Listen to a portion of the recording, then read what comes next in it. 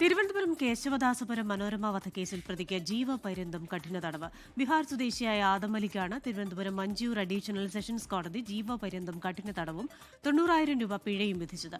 കോടതിയിൽ നിന്ന് ഇറങ്ങിയോടാൻ ശ്രമിച്ച പ്രതിയെ പോലീസും അഭിഭാഷകരും ചേർന്ന് കീഴ്പ്പെടുത്തി. സ്വർണവും പണവും കവർച്ച ചെയ്യാനായി 68-കാരിയെ ക്രൂരമായി കൊലപ്പെടുത്തിയ കേസിലാണ് വിധി. 2021 നടന്ന കൊലപാതകത്തിൽ 4 വർഷത്തിന് ശേഷമാണ് ശിക്ഷാവിധി. പ്രതി കുറ്റക്കാരനെന്ന് വിധിച്ചതിന് പിന്നാലെ ബീഹാർ സ്വദേശിയായ ആദമലി കോടതിയിൽ നിന്ന് ഇറങ്ങി ഓടാൻ ശ്രമിച്ചു.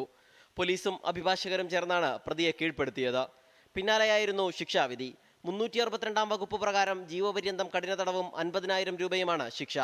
449 വകുപ്പ് പ്രകാരം 10 വർഷം തടവും 10,000 രൂപ പിഴയും, 393 വകുപ്പ് പ്രകാരം 7 വർഷം തടവും 10,000 രൂപ പിഴയും, 397 വകുപ്പ് പ്രകാരം 7 വർഷം തടവും 17,000 രൂപ പിഴയും, 201 വകുപ്പ് പ്രകാരം 7 വർഷം തടവും 10,000 രൂപ പിഴയും എന്നിങ്ങനെയാണ് ശിക്ഷ. ശിക്ഷ ഒറ്റ ജീവപര്യന്തമായി അനുഭവിച്ചാൽ മതി. ആകെ പിഴത്തുക 90,000 രൂപ അടയ്ക്കണം. കൊല്ലപ്പെട്ട സ്ത്രീയുടെ ഭർത്താവിന് നഷ്ടപരിഹാരം നൽകാനും കോടതി വിധിച്ചു. മനോരമയുടെ വീടിന് സമീപത്ത് ജോലിക്കെത്തിയതായിരുന്നു പ്രതി ആദം അലി. ആളില്ലാത്ത സമയം നോക്കി മനോരമയെ കൊലപ്പെടുത്തി കിണറ്റിലിടുകയായിരുന്നു. 24 തിരുവനന്തപുരം.